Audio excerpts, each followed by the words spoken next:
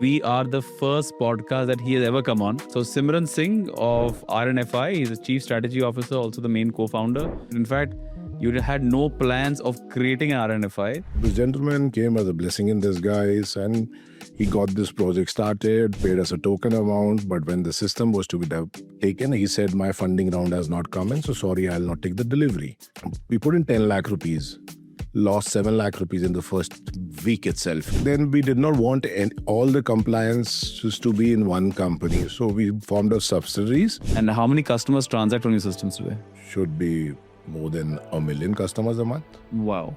We are a very, very close-knit company where everybody takes care of the company as if they are a founder. The day the IPO opened, we all were at the Golden Temple. And by the time 30 minutes we are coming out, the IPO is already subscribed. The entrepreneurial role is different and the managerial role, which is the CEO's managerial side, is very different. लोग कहते हैं कि we want somebody else to run the business, but to actually give up the reins, because right now CEO is the one everybody reports to. Yeah, even I report to him. For us, RNFI is more important than what we are. I see. That is how we're building the organization around.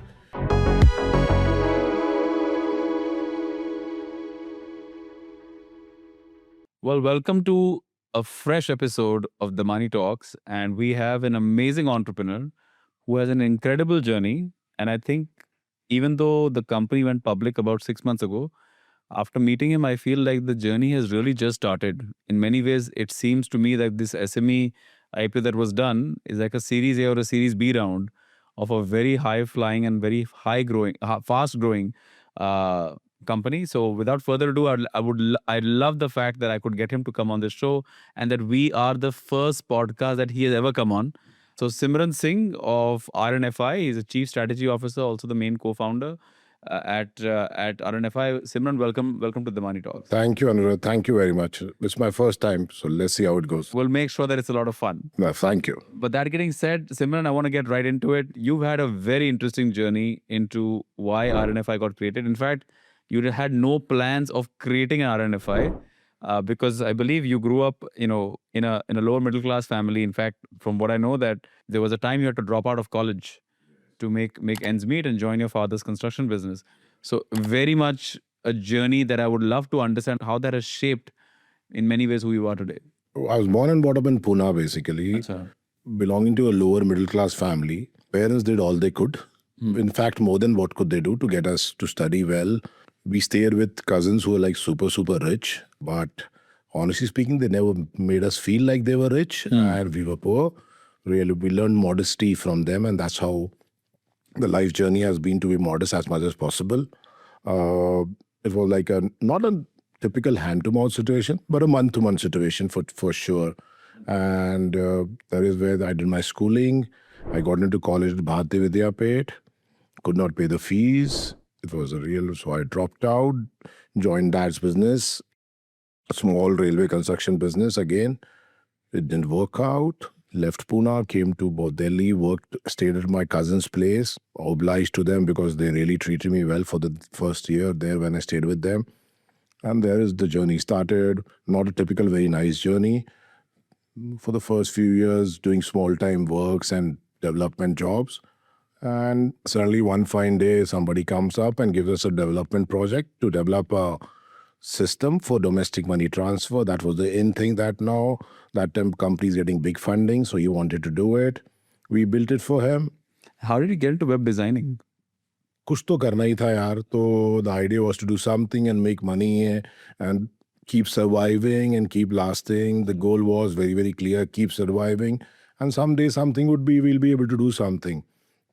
So all four of us. There was 4 founders. Yeah, all 4 of us used to work together only, 6 of us in that office, and day in and day out trying to make meet.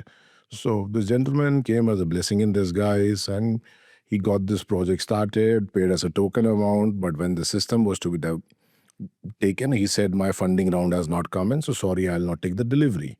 Oh, wow. So there we got stuck with the system basically. But ये तो पहले भी हुआ होगा. I'm guessing in the kind of business you're in, not getting paid would have been. Yeah, but this was like a big system. We put all our money, all our time into it, and we got stuck in it. It was a very big project for us at that time. Ranveer then took a call and said, I want to do this project. Let's launch it in the market. He was very sure people will love it.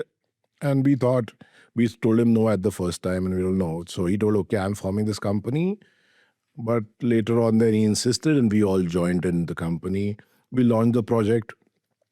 We put in 10 lakh rupees, lost 7 lakh rupees in the first week itself. I want you to talk about the story because when we were talking about it earlier, you said, ki bhai, what were you building? What was this domestic money transfer? Domestic money transfer is a system where money could be transferred. As per RBI guidelines, there's a bank at the back end. Right. And you could transfer up to 25,000 in a month from cash to account or account to cash. It's more for rural population, people who need assisted services do money transfer. And which year was all of this happening in? 2017, So basically. this is sort of 16, 17. 16, 17. Yeah, that's the time team on. Microsoft invested in Eco company, and that is when the craze of all these companies were going on. Acha. We really didn't want to do this. That was we didn't know if an A or also banking. So we took an API from a company in Mumbai by the name of Udio. We plugged it on the back end, launched the system. First week, a distributor took away 7 lakh rupees. We left with 3 lakh rupees, cursing Ranveer that he's got us stuck in that situation. But the next week, everybody started loving the system. We got calls from distributors. They would want to do this business. And that's how the journey started. And the way the system works is and just for clarity, is that you have these distributors across India and they can either collect cash or they can either disburse cash. That time it was just domestic money transfer. These products, later on as the journey grew, we keep evolving and keep adding more products, and that is how we got into more and more products. So how would it work then? So let's say I had to send money from here. Suppose you were a daily wage labor. That was them. UPIs were not there. Correct. You went to a kirana shop in the neighborhood. Said I want to send money for 25,000 to my wife at home. He would pay the charges to that kirana shop. The kirana shop would then use our system, which would be naturally be the back end in the bank. Correct. And the money would be transferred to his wife's bank account. That is how the system. So it's cash to bank account or bank account? Yeah, cash to cash is not allowed in India. It has to be a cash to a bank account. Got it. And then how did you lose this money then? Because we trusted a distributor and he said, okay, because nobody's going to give me advance. Nobody knew us. So we trusted him. We told him we'll give you the value. So for this to work, the retailer has to keep some advance with. Yeah, with advance to it. That's what we do now. Achha. But that time, the scenario, nobody would keep advance with us. Nobody knew us. Achha. So we told him, you use our money, do the work, and then you pay us back. He didn't pay us back only. So Wow. we left. But that was a big exposure to one distributor, wasn't it? Like, Yeah, but no, see that time it was like all big players working in the game. Suvidha, iCash, ITZ Cash. Nobody's going to trust us. So we had to take a call. Somebody agreed. But that is how then the journey began basically. So then after that first, क्योंकि तो पहला झटका ही हो गया. Yes. In the first week, 7 lakhs gone. What was the learnings from that first jhatka that sort of, because from there obviously the journey has changed. Let's imagine a 3 lakh, 10 lakhs becoming 3. And from 3 lakhs today, you're almost a 700 crore market cap company. So the journey really started from the first jhatka, is what I feel. Journey started from the first jhatka. More than that, the journey is all about evolving. Fintech space in India is very evolving. If you keep evolving, you'll keep winning. If you don't evolve, you'll not be able to do anything. So we evolved ourselves a lot. Being techies, Ranveer takes full-time care of the tech. Nitesh supports him. We do a lot of tech play at our end so as to improve the service, get the cost down. And that is what worked for us basically. And Simran, just so that, people understand now that once you got this distribution channel going, right, how did UPI, because technically now you would believe UPI is a competitor to you.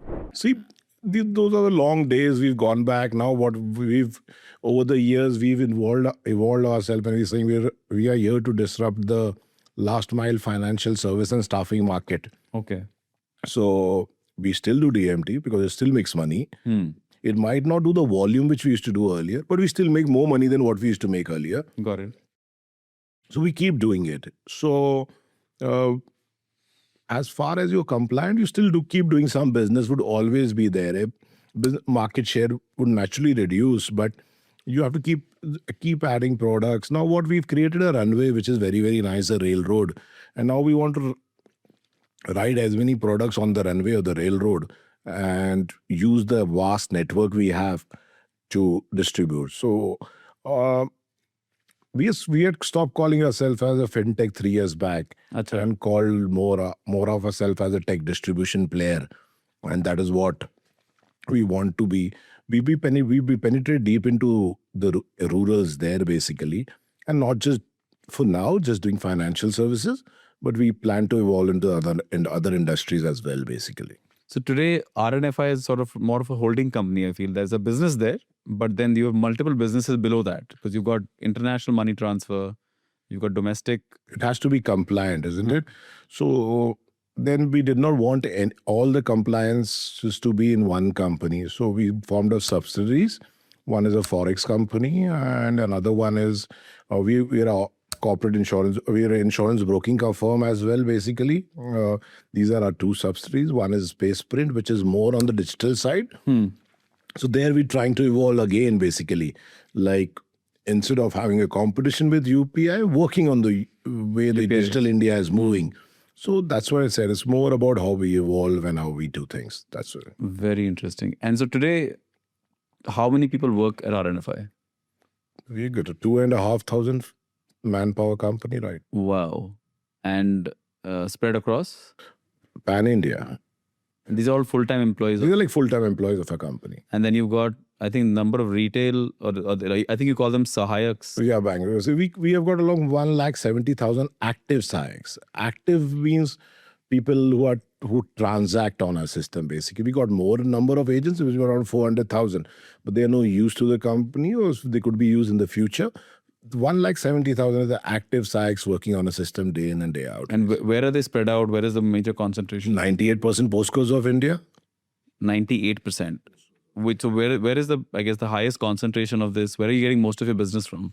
See, it would be from the Bihar, UP, Madhya Pradesh. These are the stuffs where they got more business coming in from. See, every business is you will get domestic money transfer more from cities like Mumbai, Delhi, but an Aadhaar-based withdrawal and an MEATM withdrawal would happen more from the rural hinterland. So that is how it works. So that's why the geography is well spread out, basically. Very interesting. And how does somebody become a sahayak? What's the... See, right now we got this man force, 950 people on field, basically, who day in and day hunt agents for us, and that's their job, basically. We got manpower in Pan India everywhere, basically. Acha. Yeah. And how many sahayaks are you usually adding? See, for us, we'll never tell you what sahayaks are adding. We'll say how many active sahayaks are added, because that is how we made our business on. Correct. On a month, we are adding around 6,500 active sahayaks, basically. That's a month on. Wow. And how many customers transact on your systems today? Should be more than 1 million customers a month. Wow. Yeah. It's 10 lakh customers a month. Yes. And what I understand now is you're now looking at this sahayak and saying, okay, you have this domestic money transfer business. That's one business. Yeah, that was 8 years back. And then we started evolving. Told him we have the money transfer business. Why don't you do our Aadhaar-enabled payment system? So you're sort of creating this guy into becoming like a mini agent. Yeah, it's an agent. See, every agent won't do everything. Correct. But the volume is so huge. Somebody would do something for sure. And that's how we keep evolving our business, basically. And so today, what all services can be done through this agent? If let's say somebody wants to subscribe to all of them. He could do a domestic money transfer. He could do an Aadhaar based on a micro ATM withdrawal. He could do EMI collection for all the NBFCs or the MFIs or the banks. He could do recharge. He could do bill payments. He could do, in the future, he could do travel. He can do railway bookings. In the future, he'll do travel bookings. We plan to make them POS agents. Wow. For our insurance. Future, we could do mutual fund distribution. Isn't it? So, and I think you're also, NPA collection is also... Yeah, that's delinquent loan collection is very big business of ours, basically, once more. And that is how we are getting this sahayaks as DRA certified and then make them do the collections also. That's how we converging everything into... But there's so many gamut of services, Simran. How do you decide what's the next thing to add to them? How does that process get... See, India is a very vast country. A DMT will not work in Bihar. But an AEPS would work in Bihar. So you have to pick up states and work according to what is required there. And that is how we pick up products. We got around 15 products coming in the future in the pipeline. But one thing is for sure, there's not going to be a separate marketing team for them. There's going to be one simple distribution team there, and adding on more agents, adding on more products. That's the key to what we are building on. And from what I understand, you've been profitable throughout this journey, Yes, right from the first year. right from the first year. See, we really never had the leverage of having money to burn because we were never funded. So we had to earn money, make money, and then reinvest money. So no bank loans, these kind of things. we took our first bank loan when we got our building done. We got our own headquarter building made. Oh, you own the building that you... Yes, are house we own the building, yes. Yeah. Wow. It's very rare for fintech companies to own hard real estate. See, honestly speaking, there also we did it because we wanted something in the future to there, because we never knew whether the fintech would survive in the future or not. Because so when we made money, we thought, let's make this building of our own, so at least we have something. The building is then again on the RNFI's payroll. We never had money to make on our own, so that is how everything is made from the RNFI only. So we, honestly speaking, we never gone for marketing. This is the first time I've come on a podcast also. Correct. We are more than happy to project RNFI than to project ourselves. I think in many ways, the reason why I talk to entrepreneurs and the why behind it is because I feel that their companies are an expression of what they want the world to be, right? At least their world around them to be. See, honestly speaking, the entrepreneurs, I listen to a lot of them, and they say they would like to change the world. They would like to change the ecosystem.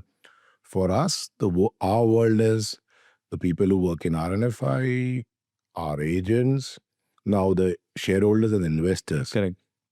And as a policy, as a mindset, whatever you can say, if you could change lives of these people, I think this is our world basically. The rest we'll see later. That's why I say, I think when people say I want to change the world, they should really say that the world that I can affect. Yeah. Because you can't change 7.5 billion people overnight. I don't know what the future holds, but for now, the plan is to change the world of the people who are in touch with us, who have helped us reach here. Be it people we don't call employees, people who work with us, the agents who work with us, and now the shareholders also, because somebody has trusted them with their hard-earned money. So now this is the world we would like to change. And interesting, you never raised any venture capital or anything like that. You just went straight IPO. With us, we really went to raise funds. Achha. And he told us, you're profitable. Why do you need money? And this industry, nobody would give money to, because people before you have lost the money. So nobody would And give. there are many competitors before you, right? Yeah, that's right. Raise money. Yeah. So they said, so with us, it's always like this. The more a no is said to us, we don't take it on an ego, but we start working more hard. So we're able to achieve that. So we went for the IPO road, and that is how it worked for us. Very nice. And at the time of the IPO, when you thought about going for the IPO, what was the thought process of saying, hey, because, I think about a year ago is when you must have started the process, or at least thinking about an IPO. And then I think you IPO'd about 6 months ago. And the stock has performed very well. I think you're up almost 140% or 170%. 70% since the IPO, right? And it's locked in upper circuits even today, which is all awesome, right?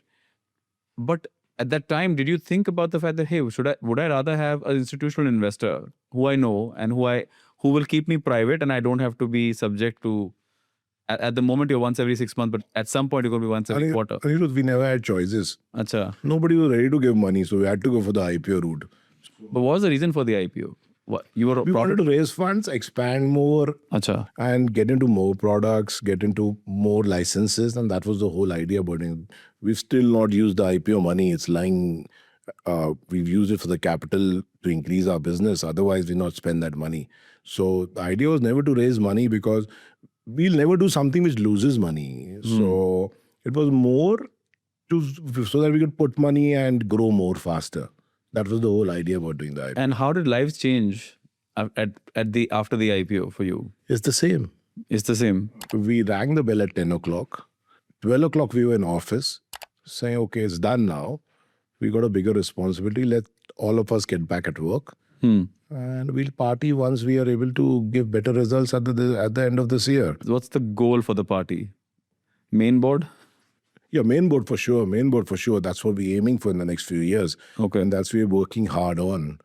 That's what we're doing basically. We are a very, very close-knit company where everybody takes care of the company as if they are a founder. Our top core team is we're working for donkey years now together. And people who joined recently in 3-4 years also, but they'll always you'll never find a resume of the core team of RNFI. Acha. You'll never find a resume. We take it as an offense if somebody could do that. So you will never find that. People love the company so much. There's a lot of trust between each other. We had to hurry up the IPO because the market was booming that time. So we could not make the ESOP trust. And we can't do it for the next year, as you know. Right. But there's so much trust between everybody there. That if something has been told, that will happen. So the trust is the foundation of this company. Everybody works like it's their own company. I am just a face to be true. There's so much hard work going on by everybody, the other founders, Raman, Ranveer, Nitesh, Kapil, and a lot of old people there. Now the new team coming in. Now we can afford to hire people who are experienced. And that is how we're developing. And interestingly, you've also locked in some way the founders also into ensuring that, because you created a trust of some sort. Yeah, because honestly speaking, we want RNFI to be RNFI, not Simran to be Simran or Ranveer to be Ranveer, basically. So it will happen for the growth of everybody, including the people who worked with us throughout the years. As I told you, it should be Sabka Saath, Sabka Vikas, and that's how we follow. That's what we're trying to do. Quite amazing the way you're building this company. Please, the thought process around it, because Simran, you don't have a fancy degree, right? And from what I know about your team, none of them really come from fancy IIT. All are lower middle class, lower colleges. And see, it's more about the culture there. We always say somebody might be more talented than us. And there are a lot of people who are more talented than us. But if they work 10 hours, we'll work for 18 hours, 17 hours and cover up our weaknesses. So that is how we build that organization around. But I was at Ashish Tulsian's office and I went up the wrong stairwell. Ashish Tulsian runs a company called Posist, also called RestoWorks now.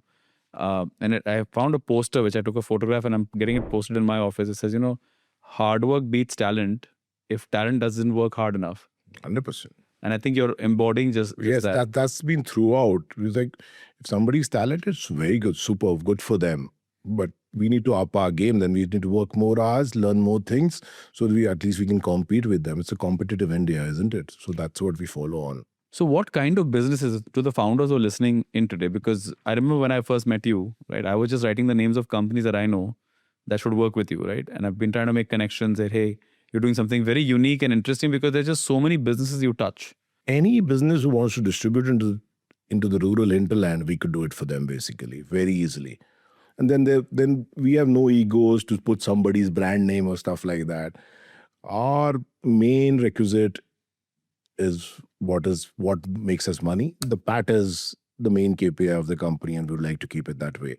So any founder or any businessman who wants to distribute in the rural hinterland, we would be there, as long as technology is involved. Without technology, we would not be much useful for them. Are you more focused on fintech, or are you saying that, hey, obviously fintech, which includes insurance and all that?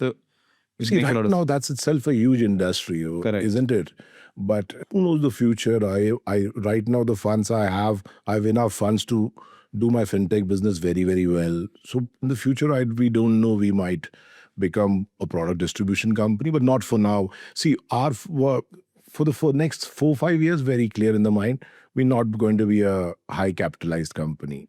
So you're looking, focus would be fintech entrepreneurs, whether it's insurance, whether it is lending, it could be anything. Yes. And you also and one of the business you also have is foreign remitters. Yes, there again, we wanted to do an MTSS that time before COVID, and that is the reason we got into the forex business, because the guidelines say you have to do forex business to some time, and then you get an MTSS basically. So that is the reason we got into the forex business. MTSS, just for the people that won't. MTSS is inward remittance into India. Western Unions what do basically. Correct. So then we got into because we never wanted to do that. No plans. Especially for the people working in the Gulf and other areas. Sending money in India. So that is something we got into it. But as I told you, our DNA is to doing it profitability. Otherwise, we don't. So that is also profitable. So we're doing it for now, basically. Now we applied for an authorized Tier 2 license. Once we get that, we'll get on the extra remittance part, and there, or they're sending money abroad, and there we would use our network again, basically, to generate business for us. So one business does for this. They've got this business that does forex. Got a business that does domestic the money transfer to bank accounts and agent based. What I would say, uh, like mobile ATMs in some way. Yes. And then broking, insurance broking, now mutual fund distribution. That's a lot of businesses, and that would require some really hard engineering. But the thing is, technology has never been a problem for us. We're very good at that. Distribution, we've learned over the years as to how to manage that. But we're not going to do it in a hurry, basically. Every product is going to take 3-4 months and then launch the next product. And see, the manpower on the field is going to be the same. Who's going to distribute? Who's going to find agents for me? We don't plan to get into the B2C space for now. We go to the B2B2C space. So the manpower is going to be the same. My few agents would do that product, and few agents would come onto the system, basically. So that's how we're trying to create. Your IPO obviously was a blockbuster, right? I think it was oversubscribed some 221 times, right? And it debuted at a 90% premium. What was that feeling like to watch your stock price? I mean, it would have been, I think founders still owned about 60% plus of the company. Yes, 68% in all. See, we never expected it to be a blockbuster itself. But our faith in Bhagwan, God, whatever you call is very, very unclinching. We work very, very hard. We're lucky he supports us. And that's how we reached. The day we filed the DRHP, the core team of 70 people were at the Golden Temple. The day the IPO opened, we all were at the Golden Temple. Acha. I still remember we went to the Golden Temple early in the morning because when the subscription started, we wanted to be at the Golden Temple. Okay. And by the time 30 minutes we are coming out, the IPO was already subscribed. So we've been very lucky that way. God always helps us a lot. Yeah, we do put in our hard work.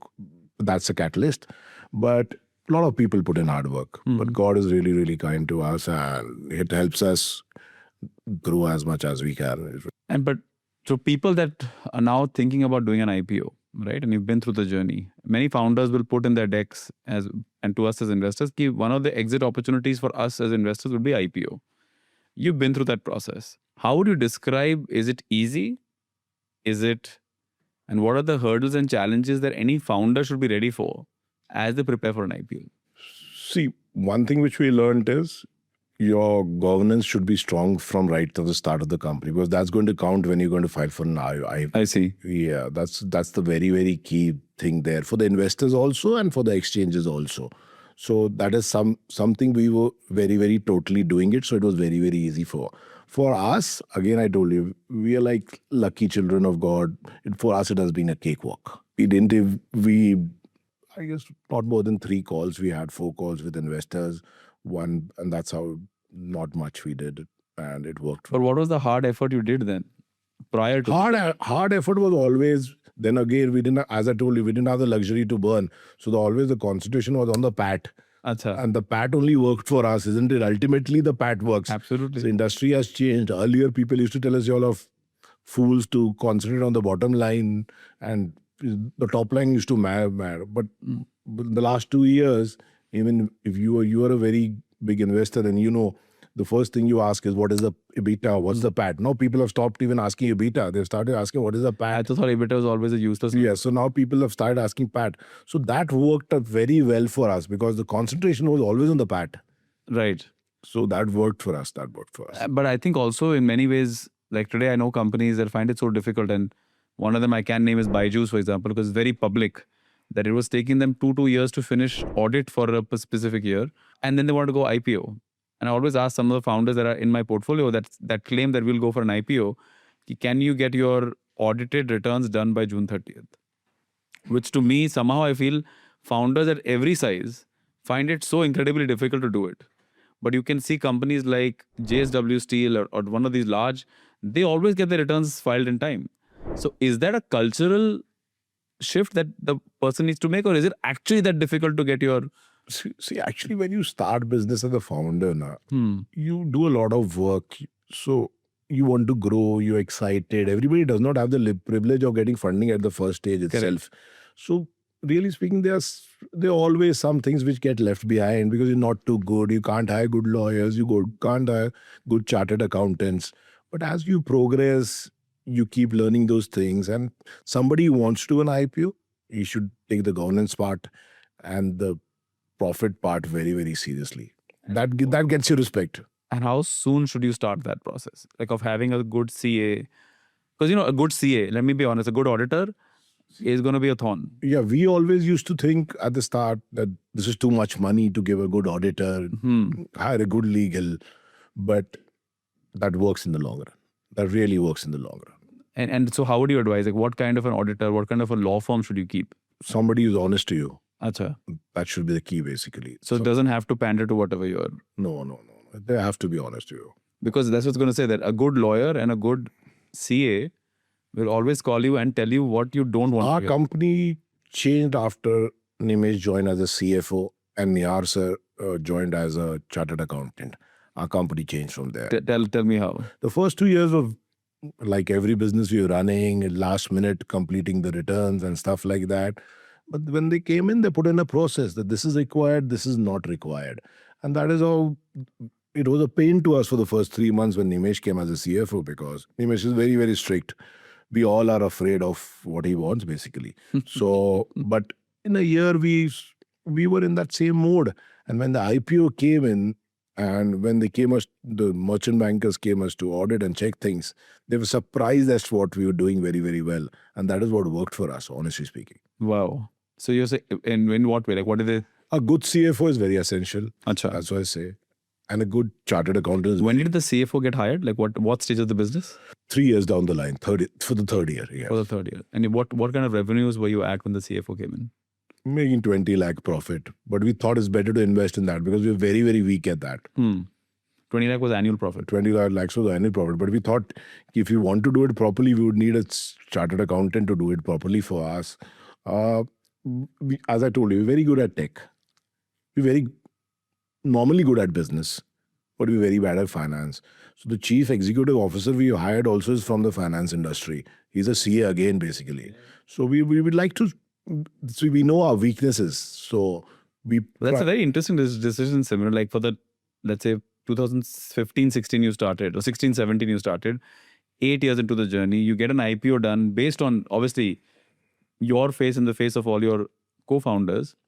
And 6 months into the journey, you decide, you know what, the day-to-day functioning of this company will now be with a CEO. Yeah, because I always thought the mistake we would make it would be in the finance, basically. So we didn't want us to drive the company. We want somebody else to, we keep doing our part. I still do the business, go in and out.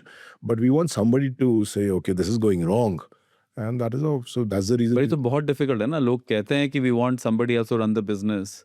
But to actually give up the reins, because day to day now, CEO is the one everybody reports to. Yeah, even I report to him. Acha. Even I report to him. So there's nothing can be done about it, isn't it? It's a very rare thing. I mean, I'll be very fair and honest.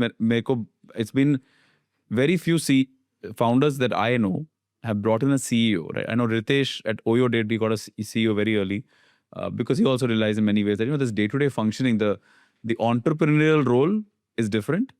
And the managerial role, which is the CEO's managerial side, is very different. Because I'm an entrepreneur, I consider we can come with new ideas every day. Yeah, that's it. It's very easy. See, earlier you have to take the decision. Now you have to do a budgeting, get to him for his approval, get to a CFO for approval. So that's how. And see, that's the beauty about our setup. For us, RNFI is more important than what we are. I see. That is how we're building the organization around. Honestly, and I think we're in the right direction. We do make mistakes, but at least we're making the right direction. It's difficult reporting to somebody. Not naturally it is. When you're also the largest shareholder. Yeah, but what could you do? You have to happily do it, isn't it? All the founders do it, not only. When the decision germinate कि अब CEO चाहिए.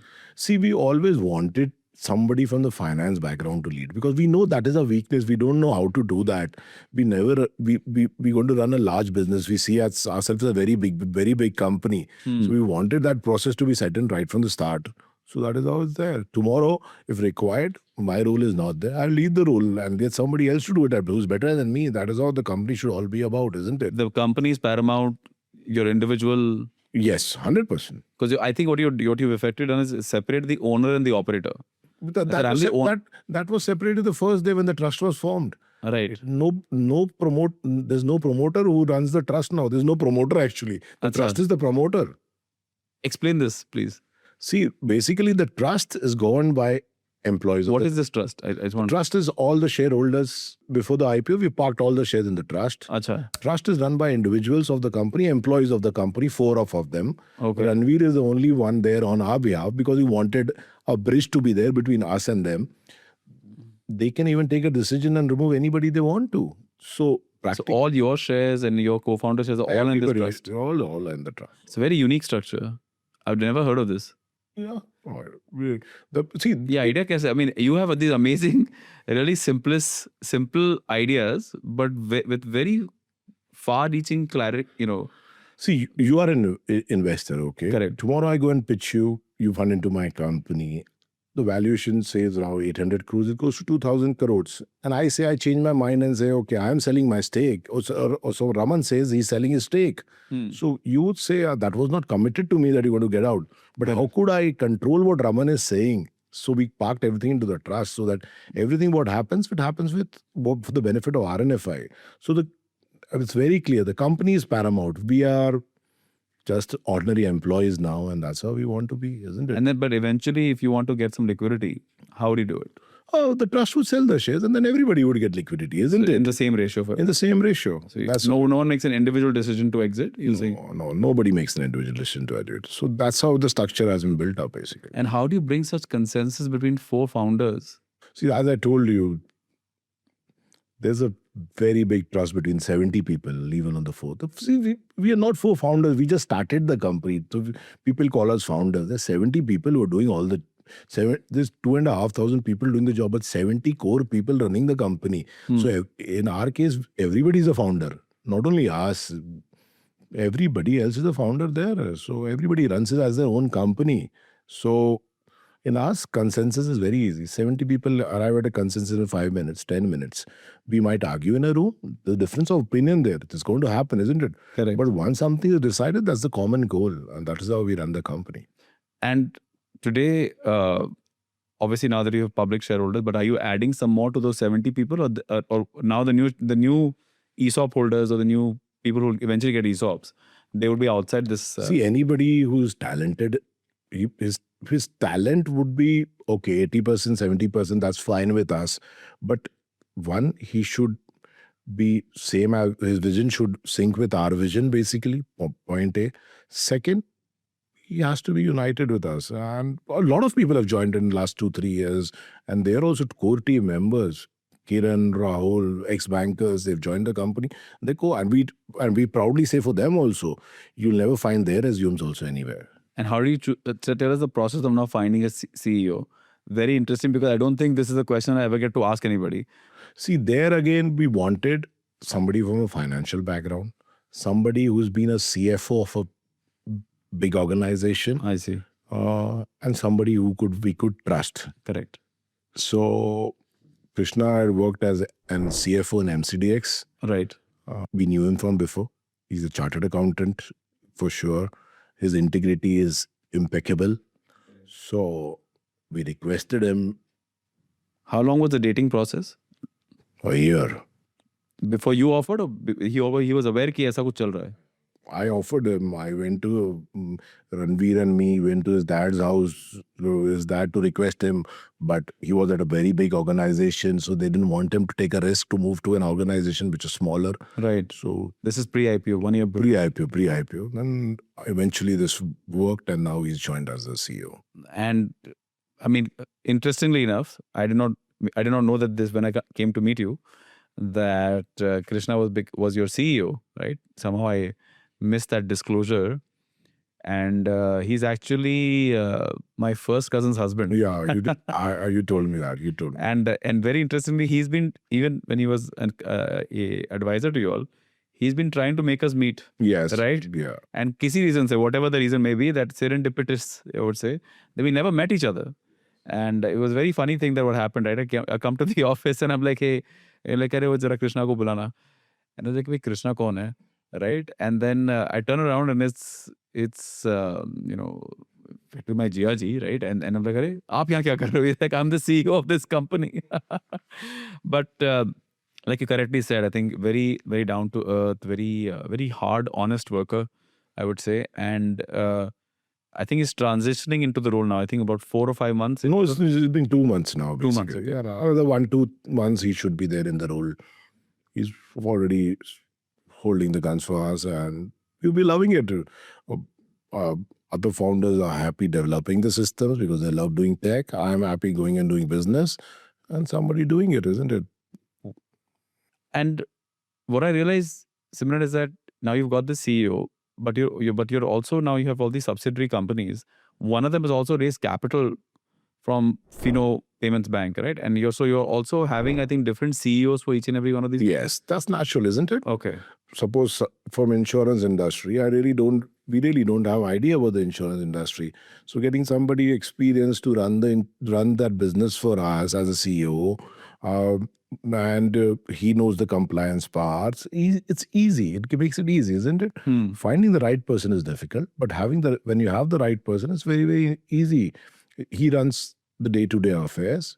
We look after the tech. See, the tech distribution and finance is common for the group, and he's able to run the company as he wants to.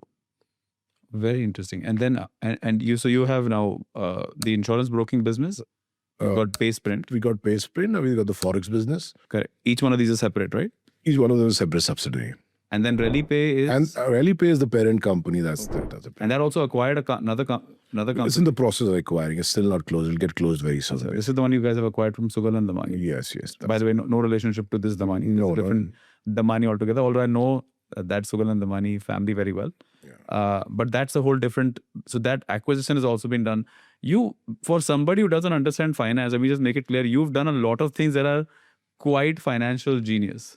It's more about learning, isn't it? What others do, how they're stuck. So who do you follow? Who are you trying to emulate as an entrepreneur? There's somebody you look up to.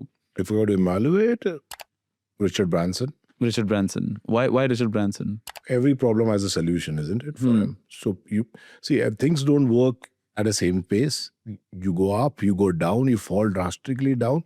How soon you get up and start solving issues, that works, isn't it? So right. It would be a Richard. And he also had to deal with a lot of regulation, right? Yeah, it's got Richard Branson there, and if here it should be in India, it should be Mr. Dhirubhai Ambani, isn't it? Right. This is also a rags to a riches story and how he did it. So we really follow that line. You push us back, we'll work hard, we'll work more hard, we'll push ourselves again. You push us back again, we'll work hard, we'll come back and achieve it. That's been the story throughout our journey, basically.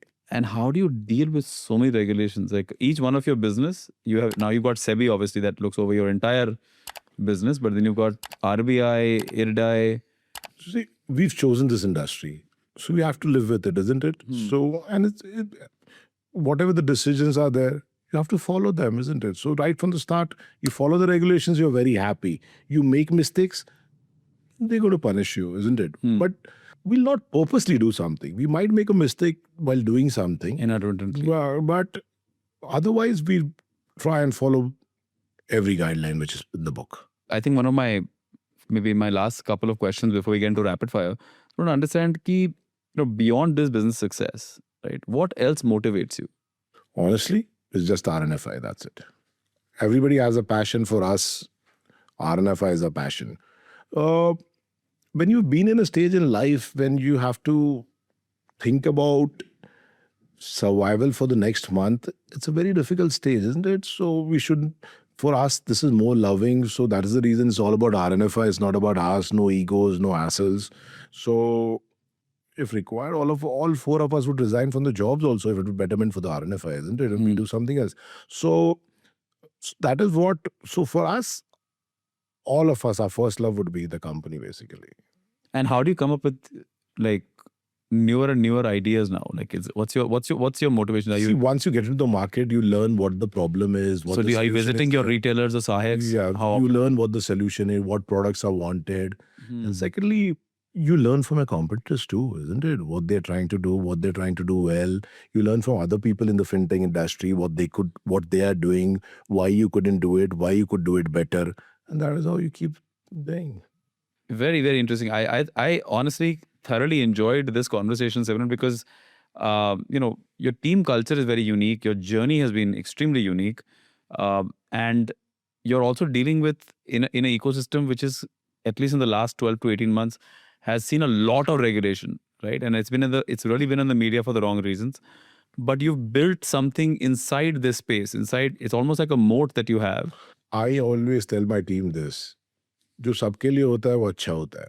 So if a regulation is there for everybody, the fittest survives. So you be fit, move ahead, and then you'll be able to take the game. So whatever happens, your chips go. If it happens only to you, okay, you could say I'm unlucky. But if it happens for everybody, there's nothing can be done. You have to work hard the next moment and try to be as fit as possible and get past that stage. That's true. And but to also have that mindset, because the regulator in India, we're one of the most active, I would say, globally, it's also changing and evolving very quickly. See, the regulator is not at fault at all. And I don't consider them people find loopholes in the system, so they have to change. So nothing can be done. So when they change, even if you're doing something properly, you have to bear a pinch or there. But since you're doing everything's right, okay, you will have pain for a few days, few months, but then you again start doing things what you're trying to do, isn't it? And is there any books that you read that have been helping you out? I read only one book in my life, and that is Losing My Virginity by Richard Branson. That's the only book I read in life. Really don't get time. The first thing, 8 a.m. we're off to office, 11 p.m., 10 p.m. we leave office. So that's. So do you subscribe to Mr. Narayan Murthy's, like 996 kind of a culture? See, it depends from individual to individual. It worked for me. So it worked for us.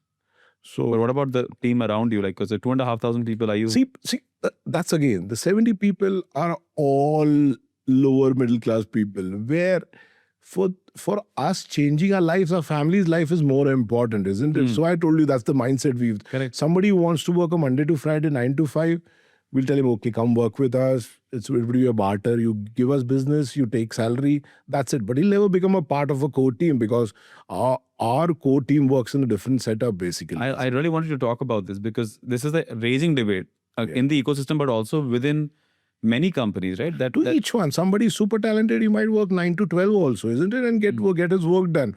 But for us, we're not that talented, isn't it? So we have to really work hard. I like how humble you are, but you're you're creating some groundbreaking technology at the moment. But how do you so you're saying if my core team members would be, let's say this 996, they're working, thinking, living, breathing RNFI. But I also need to keep some space for people who are going to work 9 to 5, but then they can't participate as an equity holder at the same level as you are, because obviously you're... Because we all are working hard day in and day out. And somebody who comes, we would need such people also, isn't it? True. And we would more than be willing to hire. But then there's going to be a barter, isn't it? You come and give us something, you take back something from us, and that is how it works. In fact, I had a similar conversation, and it's going to be on a couple of podcasts that I've spoken about, is that many founders are actually transitioning into this now. I think pehle kya tha ki we wanted the entire company to be 996. I'm also now learning this. Just so you know that everybody should be 996, right? Because everybody should work 12 hours. Why should you work less? But I think now there's a mindset coming that maybe some people would do the 996, and some would do the 955 or 956. See, everybody's a different individual. That's it. So you have to respect that. But the rewards are different for this group. Yeah, but he might be super talented and get a reward also according to that. That could be possible too, isn't it? But as I told you, we are not that so talented. So because it's always difficult to figure out like कि वो जो 996 कर रहा है and जो 9 to 5 कर रहा है, how do you say that this guy is at the same level of impact as somebody who's on? So जो 996 कर रहे हैं ना सर, उनकी तो मुझे कोई टेंशन ही नहीं है. कोई भी आ जाए, कोई भी चले जाए, उनको पता है कि उनकी पोजीशन किधर नहीं जाएगी. So I'm very these 996 70 people are very, very content with what they are doing in life. Perfect. They know that in the short term they might be losing out, but in the long term they'll always be a winner as long as the company is a winner. Correct. So a new person would come in. Actually, everybody won't sink into our idea. Somebody would be super talented. We would need him. And he would say, I would just work 9 to 5 or 9 to 6, Monday to Friday. And so, welcome. You do what you want as you do, and you take from us. That's you'll have to do that, isn't it? You have to. I think it's also the cultural differences you create. Sometimes, again, वो होता है ना कि you're sitting on this side, looking at the other side and going, अरे मैं तो 996 करता हूँ, but do I agree that he provides better impact? Yeah, honestly speaking, it's happened in the past also. Few people have come in and they've not worked as we would want them to. Right. But the core team has even taken them on as seniors also because they were more experienced. But see, that's the culture in RNFI, and that's what we built it on. It has to be for the betterment of the company. If somebody is coming for 9 to 6 also, I have to work 9 to 9 also. But it's for the betterment of the company. So be it. So be it. Very, very interesting. I think it'd be, in a future episode, I would love to, like, because as you scale this, and I know there's a massive scale coming, as you've talked about, you know, you, like, for example, I know at Google you have two different streams almost, right? At Google, there's one stream where you develop a team and you're sort of a team leader, and then you keep going up to director level. But they also have another stream where you don't manage anybody, but you can still be a director. But effectively, you don't have a team. You're a RNFI itself is a flat organization. There's somebody reporting to somebody that is just work-wise. This is to be done, this not. Otherwise, a flat organization. A peon can come and tell me, you're wasting electricity, why are you doing that? And I would say, sorry. And that's how we build the organization. That's amazing. Well, Simran, I really enjoyed this conversation, and it's really been enlightening because it's truly, this is the kind of businesses now being built in it. Like, the story is about the Indian innovation that you embody, and the fact that, no external funding, IPO, you're definitely at the cutting edge of fintech, and profitable. I think you're breaking many belief barriers in the fintech ecosystem कि अगर fintech में कुछ बड़ा करना है तो पैसा burn करना जरूरी है, बहुत टाइम लगता है पैसा बनाने के लिए. Breaking those barriers in people's minds, and that it takes a long time to get to IPO. I think if you look at your journey, it's about 9 years to IPO. See, where we started, we never even thought about IPO. It was more about no one does. First, it was more about selling the software and getting the money we put in, the hard work. Second, when the software was ready to somehow reach a stage where we're making more 1 lakh rupees, and that should be more than enough. Right. We're making much more than that. We still draw a salary which we were drawing before the IPO. We're still drawing the same salary. We'll continue to the food tastes the same. Nothing changes. It's more responsibility. Suddenly somebody calls up and questions, what are your plans? What are you doing? You have to answer, isn't it? So it's more responsibility. But that is what we wanted, isn't it? We're creating wealth. So we're creating wealth, not wealth. And how does that feel? Because in many ways, right, when you're let's say a private company that has raised private capital, you know who you're reporting to as shareholders. Today, the shareholder for you is effectively changing in many ways every single day. So it's a disadvantage and it's an advantage too, isn't it? How so? So if I have somebody who's invested into me and his mindset does not match with me, then I'm stuck and the company is stuck with him, isn't it? Correct. Even I could be wrong, but the mindset does not match, isn't it? With a shareholder, at least I have so many shareholders, isn't it? And if somebody does not like, he's going to sell the shares and get out of it immediately because he thinks we are not a good company. True. And somebody who might sync with us, he'll stay for the long term, isn't it? So it's a different game. We're learning it. We're not experts. Well, one thing is for sure. We don't look at the share market. I think that's the recipe for short. Yeah. We got a guardian who taught us the first day you should not be looking at the share market. And that's how I've heard of, there are certain, and I won't name them, but certain promoters out there that check the number of the shareholders buying and selling every single day. No, we basically, in our office, we're not allowed to discuss the share price throughout the day. Acha. Once the office gets over, we surely look at it. It's our company. Dekhna to padta hai. Correct. So, but that happens at the end of the day. How do you deal with public criticism of the company, if there is any? Because now you're publicly traded, you have to obviously, results may not always be as per. Ab tak to aisa hua nahi hai, but you'll have to learn, isn't it? If somebody is telling you something, you'll have to listen to it. And if it's right, you'll tell them, thank you for giving me the advice. We'll follow it and do it much better, isn't it? Correct. But one thing is for sure, we'll try and make it a very good corporate company where individual. I think if as long as you can crystallize what the culture you have built and the culture that you want to continue to proliferate. It's not even I'm not making a recommendation of buying or selling the stock. I'm just making a recommendation of the culture you're building. Yeah. And that's So we're very sure about what we are trying to do. We might not achieve it in the short term, what we want to do, but for the long term, we are sure, because we're going to keep persisting with him, keep working hard with it, and integrity is surely there. It's a 70 founder company, 70 people founders. How could that company go wrong, isn't it? Well, wonderful, Simran. Before I get into rapid fire, right, which is where I get a chance where you cannot prepare for the answers in advance. But I just want to ask you, before we wrap up, this was your first podcast experience. How does it feel to be here? What do you? It's a great experience. I'll come to know what it has been after a few people in the office see that and criticize or love it. But that's the way it has been, isn't it? No, wonderful. Thank you so much, Simran. We always end this show with a rapid fire. We ask you about 7-8 questions. Whatever first comes to mind, you just let us know, and then possibly that could lead to some tangential conversation as well. So are you ready for this? Do you need to have a sip of water or something? No, nothing else. That's fine. Good.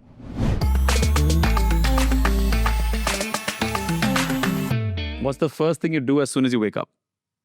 See the RNFI report card for the last day. The report card. This is like a... What's the business we've done throughout the day, basically? Does it come to you as a PPT? How does it... No, it's an app which we have, basically. Very interesting. The first thing the next morning, we open the app and see what work we have done throughout the day, and the reports. Is this like a single source of truth for the organization? Yeah, what we've done. We calculate profits on a daily basis. Really? Wow. Amazing. And do you think that level of... Because I do it on a weekly basis. I go through the financials on a weekly basis. I don't do it daily. Definitely would love to get there. But how has that changed your mindset when you see it every morning? If you're going wrong, you understand that something has gone wrong yesterday. So that won't go wrong today. See, ours is a very game which involves a lot of cash flow, lots of... True. So if you've gone wrong... If some people in the company are there who watch it every 2-3 hours to see everything is on the right track, basically. It's all system generated. Nobody's doing it manually for us. No, but I many founders find it scary to see numbers on a daily basis. See, it's always better to see it before than you'd see it later, isn't it? At least you could do something about it if you're able to do something. I am a big proponent. I mean, see, Marwadis and Gujaratis, there is a concept that every Friday, you check the trial balance. Yes. So you know in the last week which way if you're able to check it before, at least you'll be able to do something about it. Correct. So that's the first thing I do it in the morning, basically. Wow. Amazing. Habit for everyone to follow. If not an entrepreneur, what would you be doing? I'll be an entrepreneur. I won't be able to do something else. Do nothing else. Let's see. 3 words for the Indian, in your case, I won't say startup, but the Indian entrepreneurial ecosystem. Challenging. Okay. Opportunity. Vast. Wow. I think that literally covers everything that you had to say. Wonderful. What's one app you're obsessed with right now? And you can't say RNFI.